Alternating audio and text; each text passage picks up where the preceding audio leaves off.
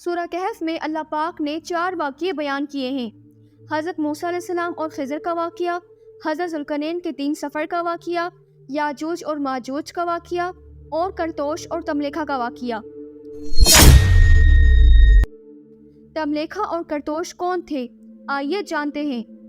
سورہ کہف کی آیت نمبر 32 میں اللہ پاک فرماتے ہیں، اے محمد صلی اللہ علیہ وسلم، آپ مکے کے مغرور مشرکوں کو 2 لوگوں کی مثال بیان کر کے بتائیں، جن میں سے ایک کو انگوروں کے 2 باغ عطا کیے جس کے چاروں طرف کھجوریں ہوا کرتی تھی اور دوسری فصل بھی ہوا کرتی تھی۔ آیتوں کی تفسیر میں عالموں نے لکھا ہے کہ پہلے زمانے میں بنی اسرائیل قوم میں 2 لوگ رہتے تھے، ایک کا نام تملیکھا اور دوسرے کا نام کرتوش تھا۔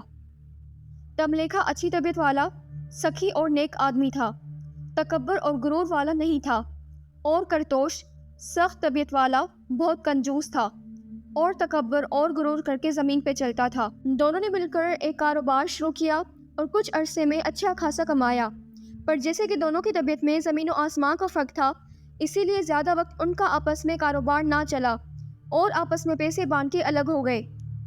پھر کیا ہوا کہ تملیکھا نے اپنے پیسے زیادہ تر غریبوں اور مسکینوں میں خیرات کی اور اللہ تعالیٰ سے دعا مانگی کہ مجھے آخرت میں اپنا رضامند اور عزت والی جگہ نصیب کرنا۔ جیسے کہ تملیکھا ایک سخی انسان تھا، کوئی بھی اس کے پاس آتا کچھ لینے تو اس کو خالی ہاتھ نہیں بھیجتا تھا۔ اسی طرح تملیکھا کے سارے پیسے ختم ہو گئے اور وہ غریب ہو گیا۔ اس طرف کرتوش نے کیا کیا کہ اپنے پیسوں سے زمین خریدی، اس میں انگوروں کے 2 باغ اگائے، باغوں کے چاروں طرف کھجور کے پیڑ تھے اور باغوں کے لیے پانی کی کمی بھی نہ تھی، ہر سال باغوں کی آمدنی بڑھتی تھی۔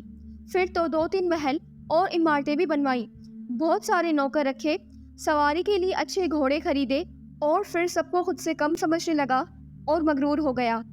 ایک دفعہ تملیکھا کو پیسوں کی ضرورت پڑی، اس کے دل میں خیال آیا کہ کیوں نہ پرانے دوست کرتوش کے پاس جاؤں اور اس کے باغ پہ نوکر بن کر رہوں، اسی طرح روزگار بھی حاصل ہو جائے گا۔ یہ سوچ کے کرتوش کے پاس جا کر پہنچا۔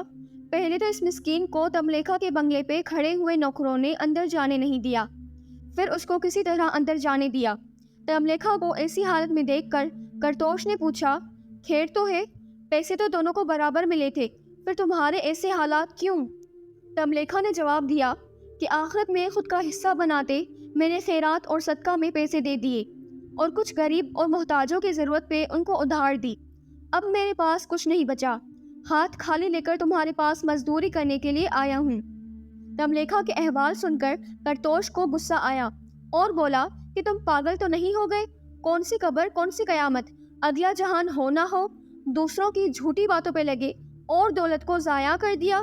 مجھے دیکھو کہ میں نے کیسے جائیداد اور ملکیت بنائی، یہ کتنے نوکر میں نے رکھے ہوئے ہیں۔ پھر تملیکھا کو حسد ہوا، اپنے باغ اور محل دکھائے اور بولا کہ میں قیامت کو مانتا ہی نہیں ہوں، پر اگر تمہارے کہنے پہ آئی بھی تو وہاں پر بھی یہی حال ہوں گے تمہارے، اور ہم جیسے یہاں عیش و آرائش میں ہیں وہاں بھی ایسے ہی ہوں گے۔ کرتوش نے غصے میں تملیکھا کو کہا کہ تم پاگل ہو گئے ہو، تمہارے جیسے کو میں یہاں اپنے کام پہ نہیں رکھ سکتا، یہاں سے چلے جاؤ، مجھے بھی خود کے جیسا کرنا ہے۔ اپنے ساتھی سے کفر کے کلمے سن کر تملیکھا نے کہا کہ تم نے اپنے خالق اور مالک کا کفر کیا، اللہ نے تمہیں مٹی سے انسان بنایا اور آج تم قیامت کا انکار کرتے ہو، تم اللہ کے فرمان کے منکر بن رہے ہو۔ میں واقعی غریب ہوں، پر تمہاری طرح کبھی کفر نہیں کروں گا۔ تمہیں زیادہ دولت اور اولاد ہے، مجھے کم ہے، اور مجھے پرواہ نہیں، میرا خدا صرف اللہ ہے، تمہارے ہاتھوں میں میری روزی نہیں، میں اللہ تعالیٰ سے شرک نہیں کروں گا، اگر تم مزدوری نہیں دو گے تو اللہ مجھے نہیں چھوڑے گا۔ تمہیں بھی اللہ کی دی ہوئی نعمتوں کا شکر گزار اور احسان مند ہونا چاہیے تھا۔ آج تم مجھے غریب اور خود کو امیر دیکھ کر بھول چکے ہو سکتا ہے اللہ پاک تم سے بھی زیادہ مجھے عطا کرے اور یہ سب تم سے چھین جائے۔ جہاں میں ایک سورج اور 2 سائے ہیں، آج دولت ایک کے پاس ہے، کل دوسرے کے پاس، کل جو تخت کا مالک تھا آج وہ قید میں قیدی بن گیا ہے، اور پھر جو آج فقیر ہے وہ کل کا بادشاہ ہو سکتا ہے۔ اس دنیا کی عارضی نعمتوں پہ غرور اور تکبر تو کوئی بے عقل ہی کرے گا۔ قرآن پاک میں ہے کہ تمہیں اپنے باغوں اور محلوں میں جاتے ہوئے یہ کہنا چاہیے تھا کہ جسے اللہ تعالیٰ سے مانگا یہ اللہ کے احسان ہیں، اور پھر سب طاقت اللہ کے ہاتھ میں ہے، وہ چھیننے پہ آئے گا تو 1 منٹ بھی یہ ملکیت تمہارے پاس نہیں رہے گی۔ تملیکھا نے کہا کہ میں سمجھتا ہوں کہ جو تم نے ابھی تکبر اور غرور کیا اس کی سزا تمہیں ابھی یہاں مل جائے۔ غرور اور تکبر اللہ تعالیٰ کو نہیں پسند۔ ہو سکتا ہے تمہارے باغوں پر کوئی آسمانی آفت آئے، پھر کوئی پیڑ نہیں بچے گا اور سب خاک ہو جائے گا، یا تو اس واٹر کورس کا پانی اللہ تعالیٰ سکھا دے گا۔ پھر تم کہاں سے پانی لاؤ گے جو باغوں کو آباد کرے؟ پھر اللہ پاک کی قدرت کے ایسا ہی ہوا جیسے ہی اس غریب تملیخا نے بولا۔ قرآن پاک میں ہے کہ کرتوش کے باغوں پہ آفت آئی، پیڑ کے پھل ختم ہو گئے، اس نے باغ پر خرچہ بھی بہت کیا تھا اور سب کچھ ختم ہو گیا۔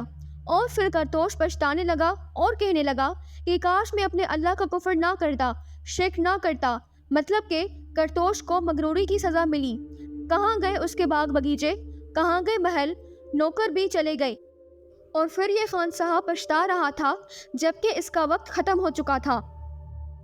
اس واقعے سے ہمیں یہ سبق ملتا ہے کہ دنیا کی کوئی بھی نعمت، مثلاً جوانی، خوبصورتی، تندرستی، مال اور دولت، بڑی نوکری، عزت و آبرو اور اولاد وغیرہ پہ تکبر نہیں کرنا چاہیے۔